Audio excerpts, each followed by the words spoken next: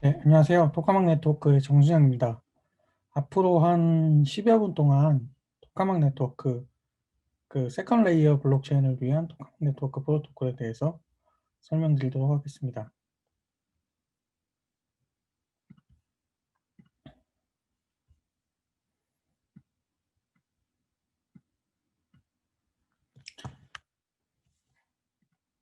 예, 토카막 네트워크는 온디맨드 레이어 2 블록체인 플랫폼입니다.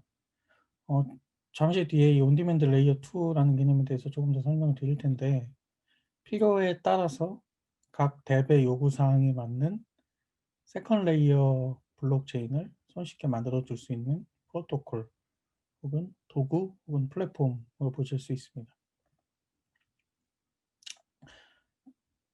저는 처음 발표 자료를 이제 비트코인과 이더리움의 도미넌스, 그러니까 시장 점유율로 시작을 하고 싶은데요. 지금 중요한 건 보실 게 이 시장은 크게 보면은 세 개의 지금 구간으로 지금 분류할 수 있습니다. 제일 첫 번째가 이제 2017년도 이전에 비트코인이 나온 이후 그리고 이더리움의 초기 시점으로 보실 수 있고요.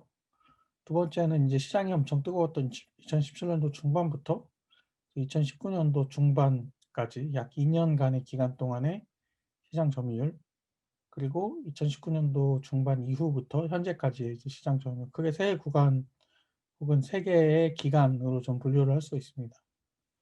초기에 보시면은 그 암호화폐들이 그렇게 많은 종류가 있지 않았기 때문에 비트코인의 이제 시장 점유율가 90% 이상 되는 상황이고요. 보시면은 이더리움 같은 경우는 나온 초기에 약 5% 정도 시장 점유율을 가져갔습니다. 두 번째 기간을 보시면 이더리움의 점유가 확 늘어납니다. 그러면서 동시에 이제 비트코인의 점유가 50% 근처로 이제 떨어지게 되는 상황이죠.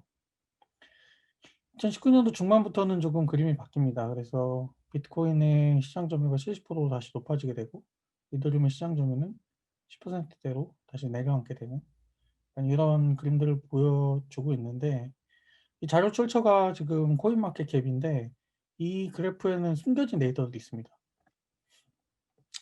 어떤 데이터가 숨겨져 있냐면, 제일 일단 중요한 뉴스 몇 가지가 있어요. 그 USDT 테더죠. 그러니까 US 달러를 그 기축으로 해서 발행되는 토큰인 USDT가 이더리움 기반 토큰인 ERC20으로 발행이 됩니다. 그리고 비트코인도 그 여러 가지 프로토콜을 통해서 이더리움 체인에서 발행이 되고요. USDC라는 그 이것도 스테이블 코인의 일종이죠. 달러를 기축으로 한. 그래서 달러를 바탕으로 발행된 USDC, 그다음에 뭐 바이낸스 USD 몇 가지 자산들 이더리움 위에서 발행된 자산들 그 가치들을 더하면 50빌리언 달러가 넘습니다. 그리고 그런 것들을 감안을 하면 이 그래프 그림이 좀 바뀌어야 되는데 이더리움의 시장 점유가 다시 20%까지 높아집니다. 반면에 비트코인 시장 점유는 다시 50%로 떨어지게 되죠. 근데 실질적으로 이더리움이랑 비트코인 가격만 보면은 마치 이더리움의 힘이 굉장히 좀 약해진 것처럼 2019년도 중반 이후에요. 이더리움 힘이 약해진 것처럼 보일지는 모르지만 실제 이더리움 위에 동작하는 자산들, 즉 이더리움 체인에 막대한 이더리움 수수료를 내고 있는 자산들의 가치들의 합을 여기 감안한다면 이더리움의 시장 점유율은 2017년도 중반 이후로 전혀 떨어지지 않았다. 오히려 더 플랫폼으로서의 어떤 그런 주도권을 보여주고 있다라고 설명드릴 수 있을 것 같습니다. 이더리움 많은 그 블록체인 플랫폼이 이게 타도 이더리움을 이제 얘기하면서 나왔지만은 실질적으로 이더리움에는 2,260개의 덱, 이거는 전체의 60%에 해당되는 양이고요. 2020년도 1쿼터에만 127개의 새로운 덱들이 나왔고, 그리고 42만 명이 넘는 액티브 유저들이 있고, 그리고 이더리움 덱이 이더리움 위에 있는 덱, 토큰도 덱이거든요. 이더리움 위에서 동작하는 토큰들이 비중이 50%가 넘었습니다. 과거에는 한 1, 2년 전만 해도 이게 20%를 넘지를 못했었어요. 근데 최근에 이제 디파이 열풍과 기타 등등 애플리케이션 활성화로 인해서 이 수치가 이제 50%에 달하고, 최근에는 이게 거의 이더리움 시총에 근접하기도 했습니다. 그렇게 플랫폼으로서 이더리움이 이제 강력한 면모를 보여주고 있는데 반면에 이더리움이 가진 약점들도 있어요. 분명히 있습니다. 그러니까 제일 초기에 오른쪽에 이제 스위스 나이프가 보이잖아요. 비탈릭이 데브콘 제로에서 데브콘 제로, 데브콘 1에서 이더리움을 규정하기 위해서 들고 나왔던 그림이 스위스 나이프예요. 그러니까 블록체인계 스위스 나이프를 만들겠다. 스위스 나이프 하면 떠오르는 게 뭐죠? 안에 칼도 있고 가위도 있고 뭐 드라이버도 있고 여러 많은 연장들이 도구 하나에 포함되어 있잖아요. 즉 이더리움이 추구하는 바는 이런 식으로 이더리움 하나만 쓰면 모든 걸 다 만들 수 있다 하는 그런 멀티툴로서의 블록체인들을 지향을 하고 있습니다. 그런데 물론 많은 걸 할 수 있는 건 맞죠. 이 스위스 나이프를 가지고. 근데 부엌에서 요리사들이 스위스 나이프 쓰나요? 그렇진 않죠. 예, 부엌칼을 씁니다. 스위스 나이프를 쓰기엔 조금 부족한 사항들이 많아요. 만약 여러분들이 정글에 간다고 하면은 거기에 필요한 칼과 도구는 무엇인가요? 정글도가 필요하겠죠. 예. 스위스 나이프로 안 된다는 건 아니지만 뭔가 좀 기능적으로 부족한 느낌이 드는 건 사실입니다. 그러니까 이 그림을 통해서 제가 말씀드리고자 하는 거는 이더리움이 제 제목이 이런 거잖아요. Why fully decentralized SNS is not on the Ethereum. 왜 이더리움에 그렇게 많은 어플리케이션들이 만들어졌는데 왜 트위터라든지 아니면은 뭐 블로깅 혹은 뭐 큰 소셜 네트워크 서비스들은 왜 이더리움에 못 올라왔을까요? 그 이더리움이 아직 스위스 나이프에 가깝기 때문이에요. 그러니까 여기 나와 있지만 스케일러빌리티 이슈도 있고 그리고 그 프라이버시 등의 기능 등이 부족한 부분들도 있고 그 이외에도 뭐 다른 여러 가지 기능들이 좀 많이 부족합니다. 특정 상황에서는 스위스 나이프가 아니라 키친 나이프를 써야 되는 거예요. 부엌칼을 써야 되는 상황인 거죠. 정글도를 써야 되는 상황인 거고. 그래서 이더리움에서는 이런 기능들의 부족함을 극복하기 위해서 이더리움 2.0을 이제 표방하면서 계속 개발이 되고 있는데 시간이 좀 걸립니다. 네.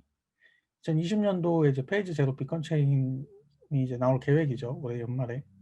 내년쯤에 이제 페이지 1에 샤딩이 탑재된 이제 EVM, 그다음에 뭐 스테이트 트랜지션 펑션에서 페이지 3, 4, 5, 6 나오는데 사실 기약은 없어요. 이 모든 것들이 언제 완성되기까지. 전문가들은 최소 3년에서 뭐 5년 정도까지도 보고 있습니다. 그럼 근데 그럼에도 불구하고 매일 이렇게 아까 말씀드렸다시피 탈중앙 어플리케이션의 개수가 늘어나고 있고 많은 시장 점유를 차지하고 있고 유저들이 사용하고 있잖아요. 그럼 그 부족함을 이 사이 기간 동안 어떻게 메꿀까요? 저는 이걸 이제 레이어 2 어라고 불리는데 새로운 블록체인을 만들어서 타도 이더리움을 외치기보다는 이더리움을 기본 베이스 레이어, 기본층으로 깔고 그 위에 본인이 필요한 스케일러빌리티나 뭐 프라이버시라든지 그 이외에 다양한 어떤 기능적인 요구사항들을 담은 또 다른 레이어를 이더리움 위에 붙여서 이더리움의 기능을 보강해서 사용하는 프로젝트들이 많이 나오고 있습니다. 이거를 이제 세컨 레이어라고 하고 저는 이더리움의 이제 세컨 레이어 워 전쟁이 지금 치러지고 있다. 이렇게 지금 묘사할 수 있을 것 같습니다.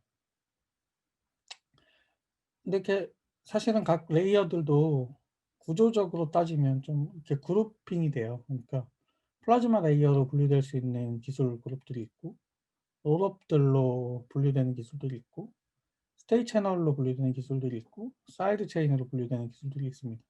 그리고 각각의 기술들은 좀, 좀 고유한 특징들이 있어요. 그 다음에 유즈 케이스들이 있고 그 다음에 조금 장단이 있고 그래서 뭐 어떤 하나의 도구가 만능 도구다 이렇게 얘기하기보다는 상황에 맞춰진 도구를 꺼내서 써야 된다. 이게 이제 제가 생각하는 세컨 레이어 블록체인의 어떤 활용 방안입니다. 그런데 문제가 있습니다. 그러니까 이런 종류의 레이어 2 인프라스트럭처를 사용하기 위해서 유저들은 다음 혹은 유저 혹은 서비스 프로바이더들은 다음에 1년에 그 어떤 그런 행위들을 해야 돼요. 첫 번째는 뭐냐면 일단 본인의 플랫폼과 어플리케이션 특성과 타입에 맞는 그런 특징들을 잡아내야 됩니다. 예를 들어서 내가 소셜 네트워크 서비스를 만든다라고 하면은 소셜 네트워크 서비스 같은 경우는 막대한 양의 글, 데이터, 그다음에 뭐 영상, 사진 등이 올라갈 가능성이 높겠죠. 그러면은 스케일러빌리티가 굉장히 많이 필요한 서비스들을 요구할 것이고 그 스케일러빌리티에 맞춰진 플랫폼을 따라가서 그 해당 플랫폼에 맞는 토큰 혹은 인프라스트럭처를 토큰을 사고 그 인프라스트럭처를 이제 세팅을 하는 요런 작업들을 거치게 됩니다. 그리고 근데 만약에 이제 새로운 예를 들어 형태를 만들고 싶어요. 예를 들어 프라이버시가 굉장히 강조된 어떤 서비스를 만들고 싶다라고 하면은 프라이버시 라인으로 가서 예를 들어 아즈텍 같은 프로토콜을 선택할 수 있는데 그럼 아즈텍 토큰을 또 사야겠죠.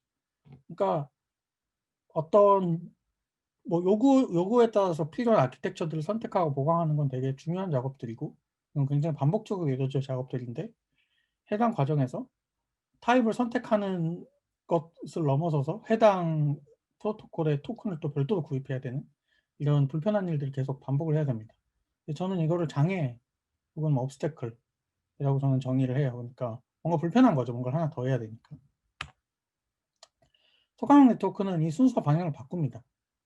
그러니까 원래는 뭔가 선택을 하고 그 맞춰진 선택에 따른 이제 뭐 토큰을 사는 이런 행위들을 반복을 하는데 거꾸로 저희는 토카망 네트워크라는 그 이코노믹 프로토콜을 통해서 토큰은 단 한 번만 구입을 하고 그 만들어진 토큰을 통해서 스케일러빌리티나 뭐 컨버서빌리티, 뭐 프라이버시, 뭐 스마트 컨트랙트 이런 필요한 기능들을 그때 가서 선택하는.